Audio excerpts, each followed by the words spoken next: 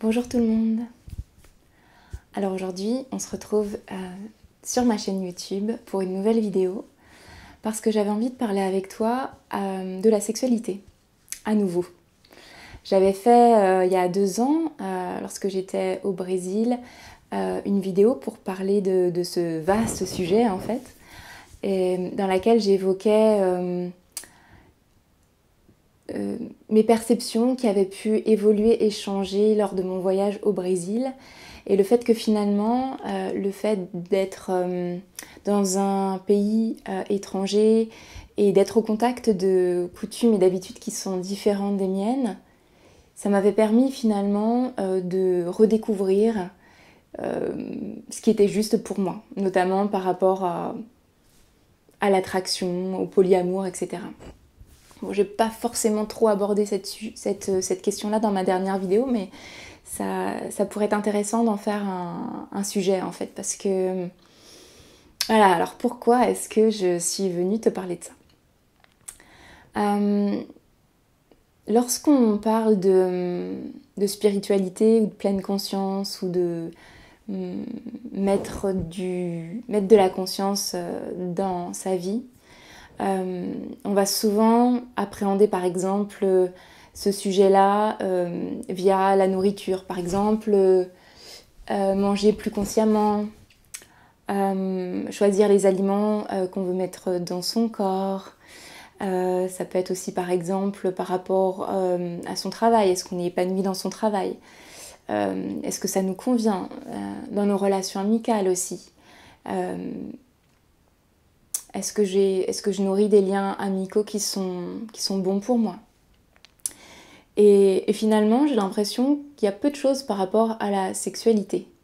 Il y a comme une sorte de... Je sais pas, c'est comme s'il y avait la spiritualité et la sexualité. Mais en fait, la spiritualité, c'est simplement, pour moi aujourd'hui en tout cas, mettre justement de la conscience sur ce que je fais, ce que je dis. Et rechoisir à chaque fois ce qui est juste pour moi. C'est trouver finalement de la cohérence dans ma vie. Mettre toujours plus de cohérence dans ma vie. Et alors, je me rends compte que l'aspect des relations amoureuses ou de la sexualité, c'est un aspect forcément important de nos vies et qui demande beaucoup d'observation parce que comme d'autres aspects de la vie, on a souvent des automatismes, on a des croyances, on a des schémas de répétition qui peut être un héritage de notre famille par exemple, ou des choses qu'on a pu voir dans les films. En fait, c'est comme si on s'était construit notre sexualité par rapport à ce qu'on a vu autour de nous. Et en fait, je me rends de plus en plus compte que par rapport à ça aussi, il y a comme besoin de rechoisir à nouveau qu'est-ce qui est juste en fait. Est-ce que ce que je fais là, est-ce que je suis ok avec ça, est-ce que ça me fait du bien? Et j'ai l'impression que en fait, parler de la sexualité, ça permet aussi de lever certains tabous, certaines hontes. On parle pas facilement de ça en fait avec les gens, c'est forcément beaucoup plus facile de parler d'être végétarien ou quoi que ce soit plutôt que parler de sexualité et de mettre de la conscience sur sa sexualité.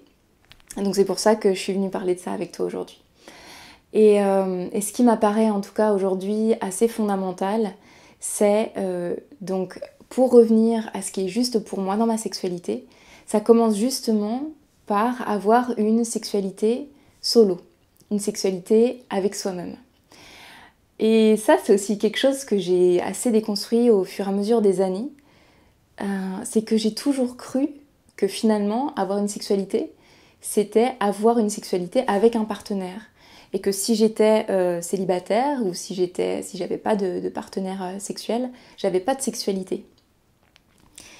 Et le fait d'avoir déconstruit ça, ça m'a pris du temps, mais je pense que c'est vraiment libérateur pour plusieurs raisons. Et je pense que la première, déjà finalement, ça revient à ne plus faire peser ses besoins sexuels sur l'autre.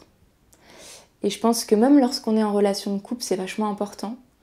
Combien de fois j'ai entendu des amis me dire que leur conjoint était insatisfait sexuellement dans le couple et qui du coup il était allé voir ailleurs par rapport à ça.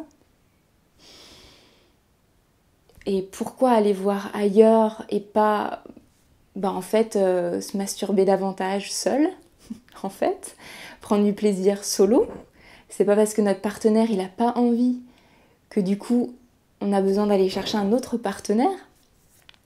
Donc ça c'est le premier truc, c'est que du coup plus je me connais et plus je connais ma sexualité, plus je sais me faire plaisir.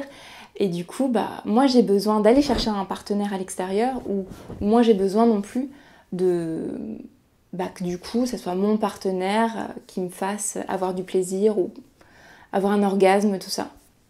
Ça c'est le premier truc et je pense que c'est super, super important parce que une fois que finalement l'autre est libéré de ça, du coup c'est je pense une liberté pour soi, pour le couple qui est retrouvée quoi. Et la deuxième chose que je voulais partager aujourd'hui, c'est que du coup, le fait donc d'avoir une sexualité personnelle solo, justement, ça permet d'avoir des relations sexuelles avec l'autre beaucoup plus épanouissantes. Parce que lorsqu'on a une sexualité à soi, on connaît son corps, on sait ce qui nous fait du bien. Et forcément qu'ensuite la relation sexuelle elle sera différente en fait. On pourra davantage, je pense, communiquer avec le partenaire, savoir dire non à ce qui me fait pas du bien en fait, pouvoir parler de ce qui nous fait du bien et en fait retrouver plus de plaisir finalement dans la sexualité.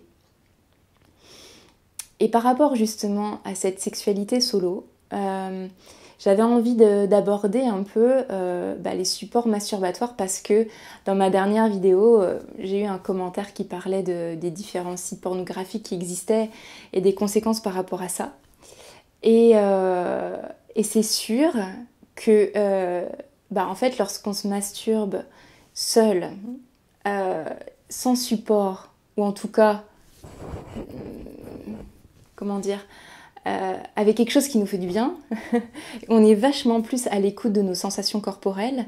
Et donc en fait, ce que j'ai pu observer, c'est que du coup le plaisir, il va être décuplé. C'est qu'en fait, quand on est à l'écoute de nos sensations et de notre corps,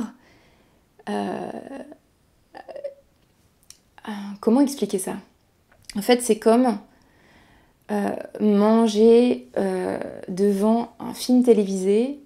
Et on va manger notre truc et on va vouloir remanger quelque chose, on va manger des pop-corn comme ça devant un film. Mais finalement, on ne prend même pas plaisir à ce qu'on mange. Parce qu'en fait, on est focalisé sur ce qu'on voit et pas sur ce qu'on mange. Et du coup, finalement, c'est exactement la même chose qui se passe quand on va regarder par exemple un film pornographique. C'est que finalement, on va être moins connecté à nos sensations corporelles et on va être plus connecté à l'image. Et donc, de ce que j'ai pu expérimenter en tout cas, c'est moins plaisant.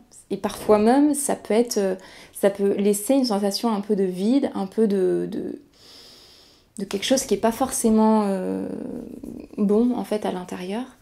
Mais ça c'est pareil, hein, c'est propre à chacun. Je pense que c'est à chacun d'expérimenter tout ça. Et cette vidéo, elle invite justement à pouvoir expérimenter et à pouvoir sentir ce qui est juste pour soi.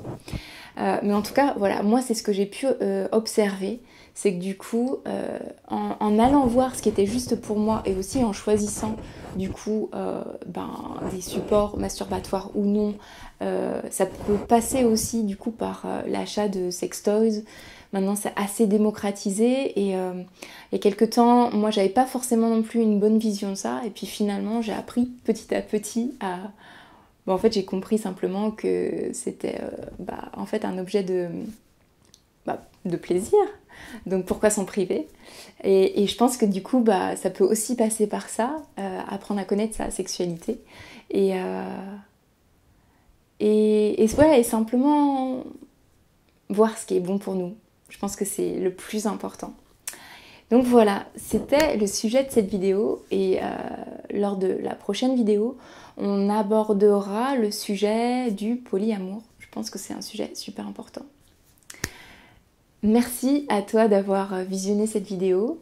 Je t'invite à t'abonner à ma chaîne YouTube si cette vidéo t'a plu, à partager cette vidéo, laisser un petit pouce bleu pour me faire un petit peu de remonter la vidéo sur la chaîne.